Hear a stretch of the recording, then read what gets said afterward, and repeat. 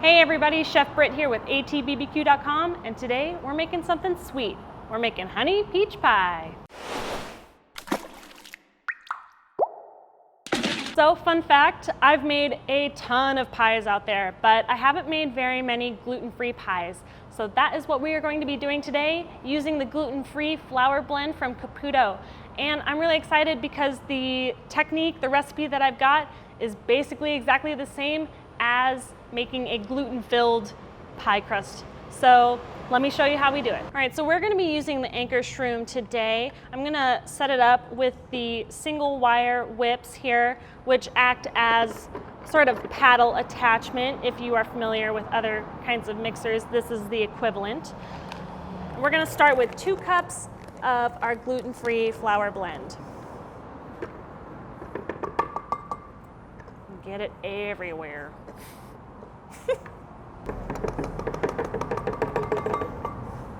To that, I'm going to grate 2 sticks of butter on a large side of a grater.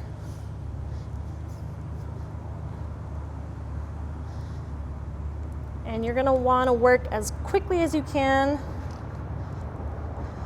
because especially once you get this butter shredded, it's going to want to melt very quickly. I'm going to just toss it right in there. I like to kind of coat it with some flour while I grate the other one, the other stick of butter that is.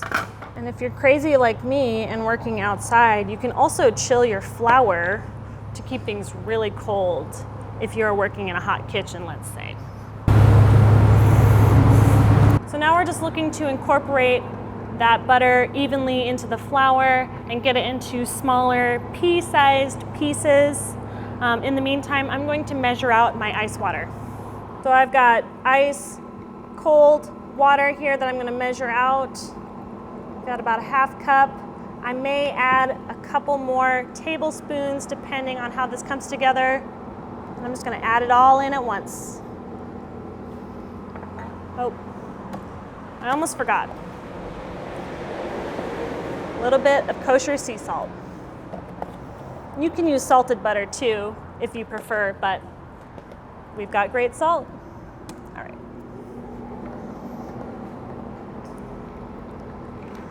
Now this dough is going to be a little bit wetter than a regular pie dough.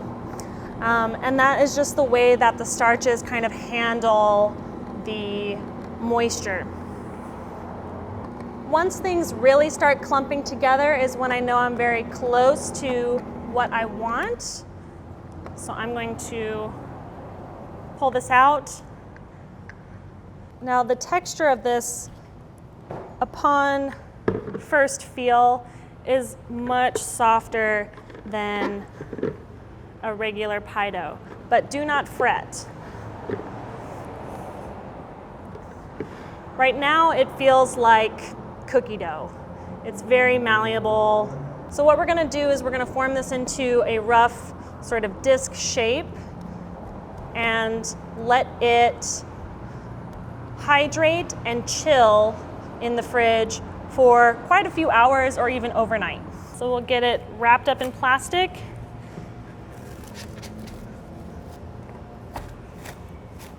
And see it in a few hours.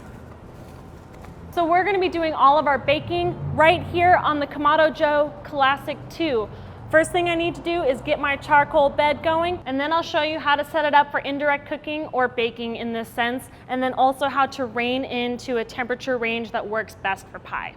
All right, so I'm gonna get a couple lighter cubes nestled in there and get them lit.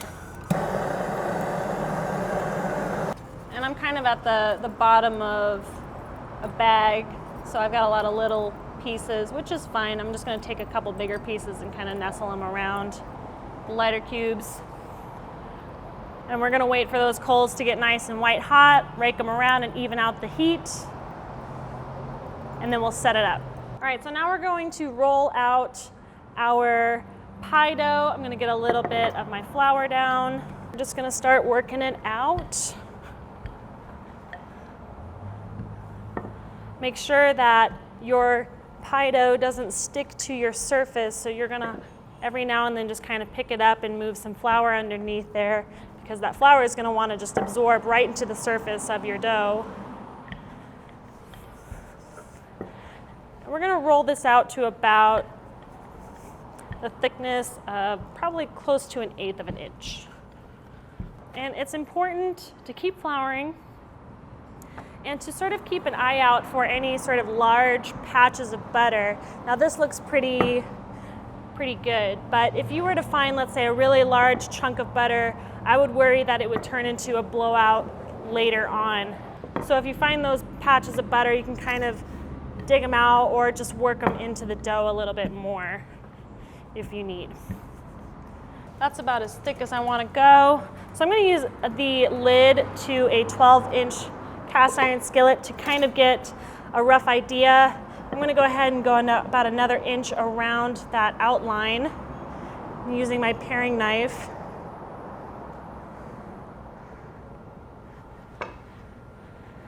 And we're going to save these scraps. This dough is very tender. I'm going to transfer it right into my 10-inch Lodge cast iron skillet here. And I'm going to just gently ease it into the corners of the pan. If at any point your dough becomes hard to manage because it's warmed up too much, feel free to just transfer it all back into the fridge and try again after about 30 minutes of it chilling. But I'm going to leave that edge up for right now and put this in the fridge for now just to set up. Now for the scraps, a little more flour, and I'm just going to get this into a more elongated shape. I'm going to kind of clean up the ragged edges here. This is what I'm going to use to make my lattice. So I really just need longer pieces that are about the length of the 10-inch pie skillet or pan that we're using. And I can tell this dough is really starting to warm up. It's wanting to stick to my rolling pin. I only need a few inches width to get all the ribbons that I need. All right, so I'm gonna just transfer this over to my lined sheet pan here and put it in the fridge to set up before I cut my ribbons. All right, so we've got some heat happening. I'm gonna rake the coals around and redistribute that sort of wealth of heat. So while the rest of the coals start to really get ripping hot, I'm gonna go ahead and rein in the temperature a little bit. So we're gonna close it up, and we're gonna open up this top vent just to really get the air flowing through, as well as keeping this wide open. We're gonna watch the temperature gauge, and as it approaches 400 degrees, we'll start closing some of the vents and really just maintain that temperature range. All right, so now we need to get to the heart of the matter, which is making the pie filling. And we are using commodity yellow peaches today. So what we actually need to do is peel the skins off. Now I'm gonna do that by blanching and sort of cutting a little X into the bottom of each one of these and dropping them into boiling hot water for about 30 or 40 seconds a piece until they are soft enough for us to be able to peel the skin back. Now, if you're working with really, really ripe peaches, you probably want to give them a little less time than these ones that I have, which are just maybe a little under ripe. They're very close to being ripe. All right, so after about those 30 or 40 seconds, the water will just come back to a rolling boil, and that should be ample amount of time to get the skins to release from the peach.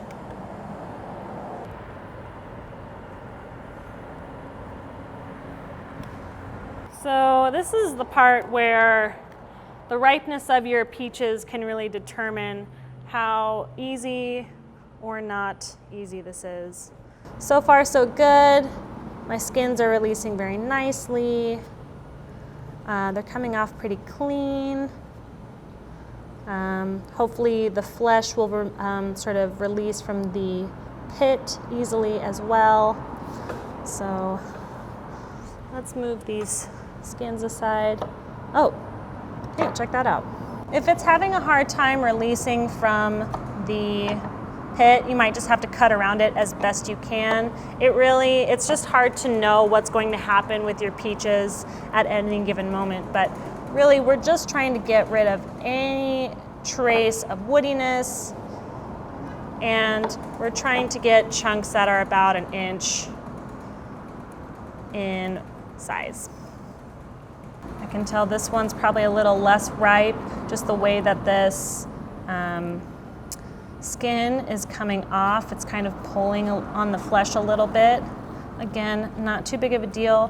What I am probably gonna do is just cut around the peach pit rather than try and hope that it just naturally pops off, because I don't wanna lose any more of this flesh, this fruit flesh, than I need to. Kind of pretend like it's a mango. And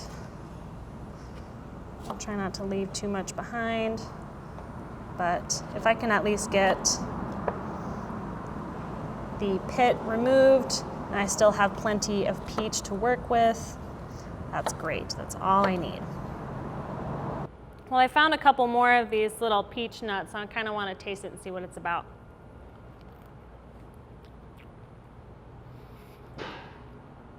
It's very much like an almond, but more fragrant, kind of like a bitter almond or like an amaretto flavor. It's actually kind of pleasant.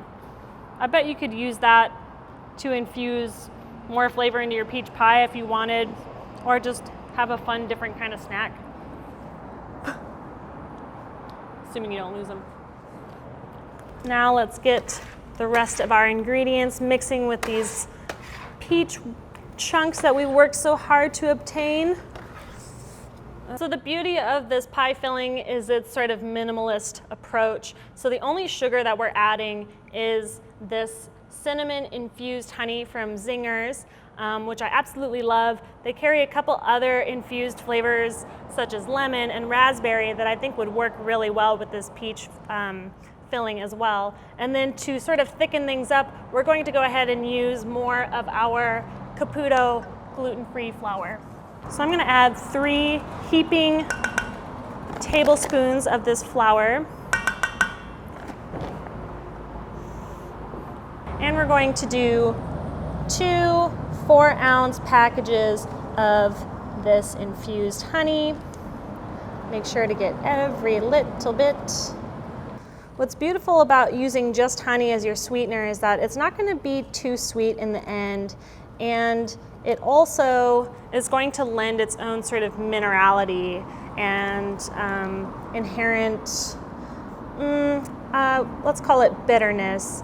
You know, normally I'm adding a little kick of acid, whether it be with some vinegar or a little lemon juice, but really this is going to lend a whole complexity of flavors to our peaches and make this pie much more interesting. Now we're just going to mix it all together and make sure everything is evenly distributed. It's going to seem pretty liquidy at first, but once that comes up to a boil, when we bake it, it will coagulate and become very creamy. All right, now that we're up to temp, we're going to go ahead and get our deflector plates in, and this is going to create that indirect heat that we need. Gentle. And then we're going to set up some grates on the highest setting of our rack here. And that's perfect for what we need for our pie. All right, so the grill is ready. The pie crust is set in our skillet. We've got the filling made. Let's put it together. We'll get the lattice going. We'll put a little egg wash, a little extra sugar on top, and get it baking. So we're just gonna dump it all in here.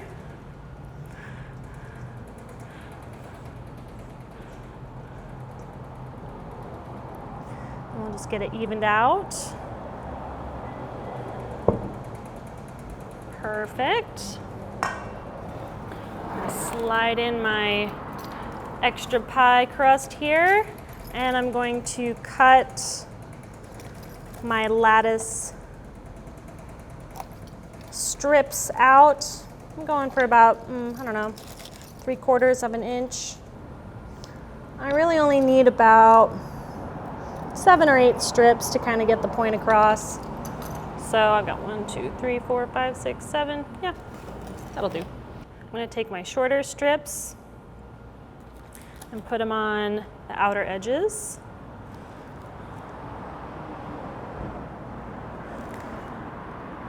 Put my longer strips towards the center. And then I'm going to lift back every other one and get my center strip in there. Roll them back. I'm going to move this way.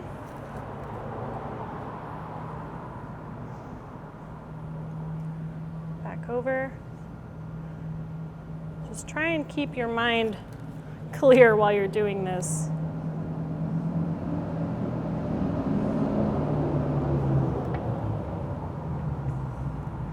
Okay. And I've got just a little bit from a longer strip. I'll just tuck in there. Okay. Now we're just going to trim off those extra bits off the side. Oops.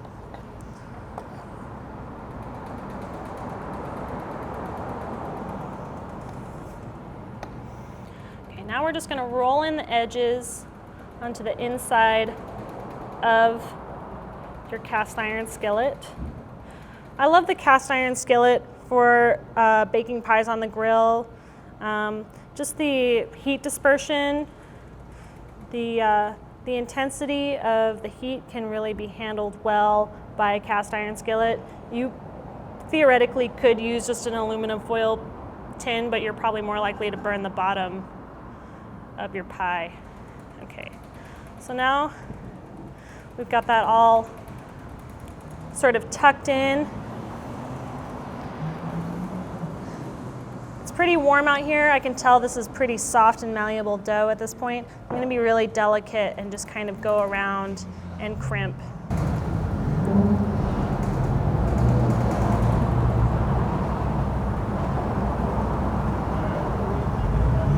It's getting a little hard. There we go.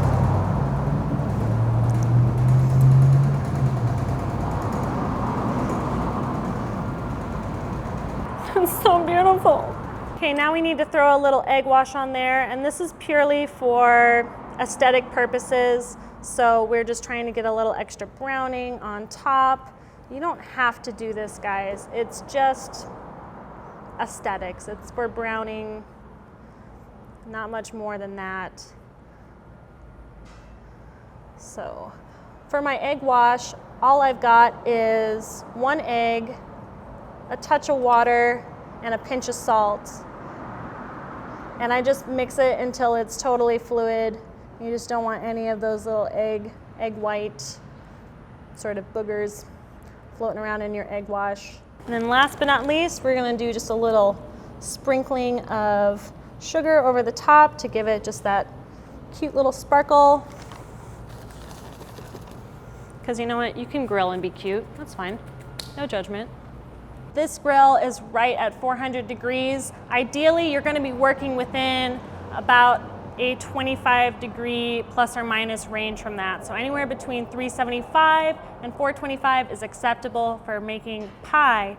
Now, if you wanna make minor adjustments, just move your slot a little bit here. If you wanna make larger adjustments, move your slot down low. But we are just going to pop this on and let it cook for about an hour to an hour and a half. We'll come back at about an hour and just kind of check out what it's doing. Okay, so it's been about an hour and a half now. The temperature's dropped a little bit to 350, which is perfectly fine for that last stage of cooking. Check it out. So look at this browning that we've got on the top. It's beautiful. Notice the bubbling that's happening in the center. That's how we know it's going to be totally set when it's cooled. And it looks really great. It's pulling off the sides, you can tell. I think it's ready. Let's pull it. Guys, This pie smells incredible. I can smell the peaches, I can smell the honey and the cinnamon. I'm so excited to dive in, but it is molten lava right now. Luckily though, I made a pie earlier and gave it a few hours to chill. So let's dig in so we can get a nice clean slice. Now we're gonna see if this is the mark of a good pie. Comes up clean, stays together. Let's just see if we can get a little look-see at the bottom. So we got some good color, but I know for a fact that it's cooked all the way through. That looks beautiful.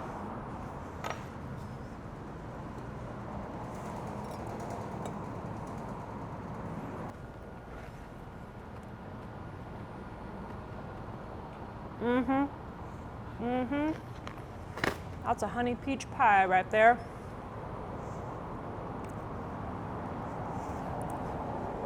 I mean, what's not to love?